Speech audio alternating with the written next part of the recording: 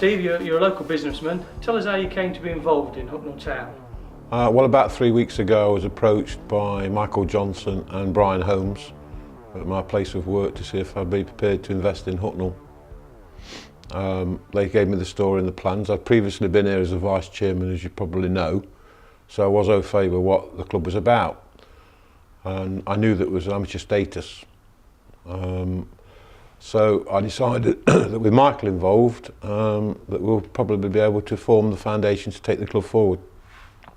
Can you tell us a little bit about how the ownership of the club is structured?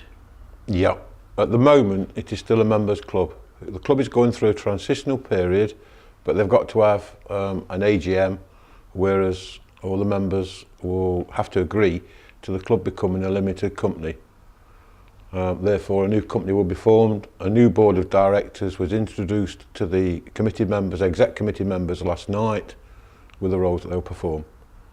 The people that's already invested in the club, they will be given shares and they've agreed to it, so they still become stakeholders in Hucknall Town. Okay, Michael, you'll be known to many football supporters for your time as a professional with Derby, Birmingham and Notts County. Tell us a little bit about how this opportunity came along to be Director of Football at Hucknall Town. Yeah, well, obviously, you know, everybody's aware of the situation, what was happening at Hucknall, and the opportunity arose. You know, I spoke with Steve about possibly coming up to speak to the owners of Hucknall and seeing if there's something that can be done. Especially if somebody who's been around the area for the last 20 or so years. I knew the struggles of Hucknall in the last couple of years, and I knew Steve, who's a very successful business person, and I thought what a great opportunity if we could get in there and speak to the club and possibly do something with them. Can you tell us a little bit more about your role at the club? Yes, Steve's going to be obviously the main person. Obviously he's a very successful business person at Premier Travel, and I'm going to be taking a vice chairman role and obviously director of football. The vice will obviously be just basically going behind Steve, any issues that Steve has, meaning we'll bounce ideas off each other and how to move the club forward, off the field activities. The director of football, I'll be there to assist. There's not getting involved. I won't interfere, but I'll have an opinion on the way things are going, and obviously we'll speak together about training, players, and budget for players. So that's the sort of thing I'll be bringing to the club, and obviously the PR, which will hopefully be following Des and myself, who are pretty well known in the city. So it might be good for attracting young players and players who may be coming towards the end of the career and who want to have another go at stuff. Obviously we've got a good bunch of lads in there. We don't want to lose anybody. That's the main thing. But we are aware that there might be one or two who may be looking to go, and that's football. Hopefully it won't be the case, but we will move on. Okay, Des, another name that many people from Nottingham will be familiar with, particularly with your 186 appearances over 6 years at Forest. But can you tell us a little bit about your time in management at Tamworth? Yeah, it was a good time. I went down to Gary Mills and played under Gary Mills, and the last 2 years he put me on the coaching staff there. And October last year he got the York job, and I was a senior player there, and they gave me the job after a spell of being caretaker manager. I ended up being a manager for the rest of the season. Okay, Des, you just met the squad for the first time tonight. How's that gone? It's gone well. I know the club's had a lot of problems, money problems, and that was one of the issues tonight. To sort out the players that we would like to keep, and to be fair to them, it's most of the squad. They want to stay. We had a good chat. We had a good chat where we want to take the club, and most of the players, if not all of them, want to be on board and want to be involved in, the future of Hucknall Town. So it looks bright, players-wise. So what attracted you to Hucknall Town? You must see plenty of potential here, Steve. Oh, very much so. I won't use the old cliche of a sleeping giant. What I will say is that the facilities and the amenities far exceed this league level. What also attracted me here was the fact that the players hadn't been paid for such a long time, and yet still they sit fifth in the league. That just shows me this commitment from the playing staff, and full credit to the previous manager and his staff for putting the club where they are at present. Fair to say, Steve, now there'll be some investment into this football club? Well, yes, obviously we've had to liaise with Brian Holmes It wasn't a pound for the club like people think. It was far much more than that. We have inherited all the debt as well, which we've taken on and sorting out. And yes, it's fair to say that investment will be made. Managing myself at Notts County, the last thing you want is somebody who's basically hovering above you, making sure that your every decision is spot on. You've got to give the manager enough rope to do his own, team. Pick his own team. Pick the players for his team, recruit the players, decide the formation, the tactics, without somebody interfering. What I will be is a shoulder for Des to lean on. If he wants to ask my opinion, obviously he'll get hit in. Obviously after games, we'll sit down and we'll talk about how the football went. If he wants players, he can come and see me, and we'll obviously look at that situation there. If he wants some midfielders, whoever it may be, we can obviously, with the network he has and I have, which is quite vast, we can go and secure players, and that's how I see us working together as a partnership, myself and Des. Any news on the assistant manager's post or any other backroom staff that you can talk to us about?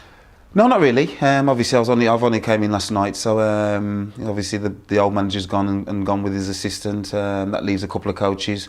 I'll be speaking to them in the next couple of days. But as you all know in football, a new man comes in. I need to obviously get my feet under the table first. So Mark Harvey will probably be in charge on Saturday, and I'll be just obviously having a look and jumping down from the stands when need to be. But nothing in terms of long-term spell what I'm going to do with the coaching staff. So if I like what I see with the coaches that are here, I'm going to give them every opportunity, like the players, to stay here and work with myself. If not, like happens in football, people have to move on.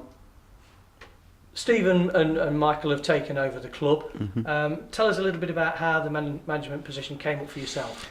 It was a phone call. I think it was Monday, I think late, or even Sunday night. I can't remember now because lots moved quite quickly this week. And it was from Jono. He told me that the plans him and Steve had taken Hucknall. Their downfall was, or their worries was, would I come and manage at this level? And I had no hesitation of popping over yesterday and having a chat with Steve and Jono over the phone. And I popped up yesterday. I know about Hucknall because I played here before. When they were in the Conference North.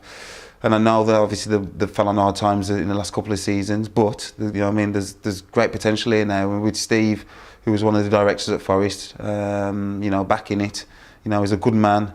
He's a good man to have, behind it. He's true to his word.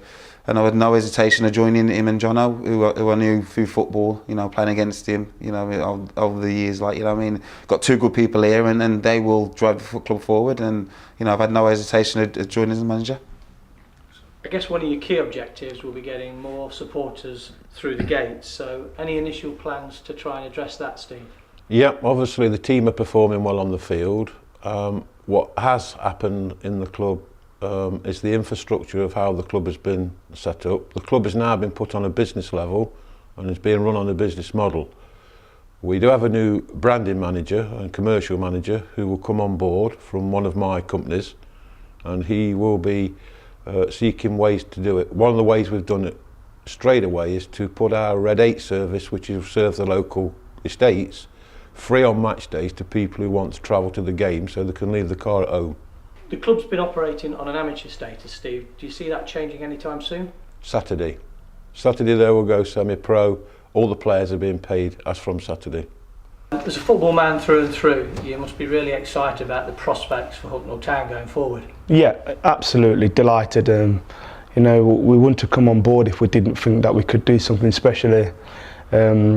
First and foremost, I think the statement of intent is there with the takeover. Myself and obviously Steve, who's a successful businessman in his own right.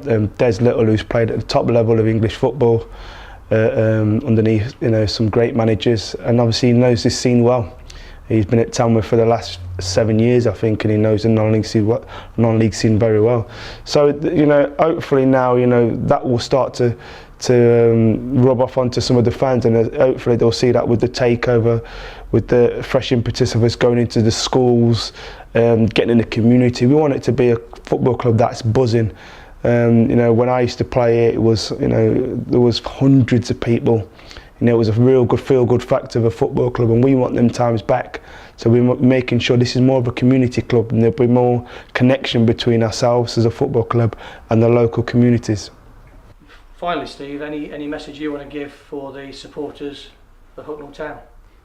Yeah, I'd just like to say that last night I met with the committee, and it really hit my heart when I've got people off the exec committee sitting there and saying that they'd had sleepless nights with the problems that were here.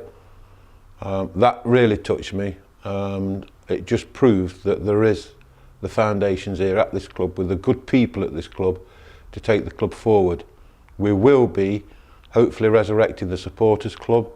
We want the supporters club chairman to attend board meetings where they can put over their view on their club, because every Hucknall Town member, a fan or whatever they are, will be a stakeholder in Hucknall Town in the future.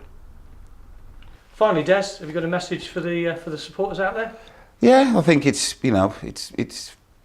well documented that we've lost a lot of fans out here. Like, I mean, so I know winning games and getting involved in the community brings back supporters. But I think if we could start getting a few more bums on seats, swelling the gate, I think that will obviously cheer the area up. I want to put a smile on the area, first and foremost, and put a smile on the people's faces that come and watch football. And if we're playing good, winning football, hopefully that will bring the fans back. Because like I said, I played here in front of 500, 600, 700 people. I know that the gates have been small of late, but that's what we plan to do. We plan to go into the schools, plan to go into the community, and build it back up and get a good fan base here. You see a really rosy future for this football club going forward? Yeah, I really do. I don't get involved in things that fail.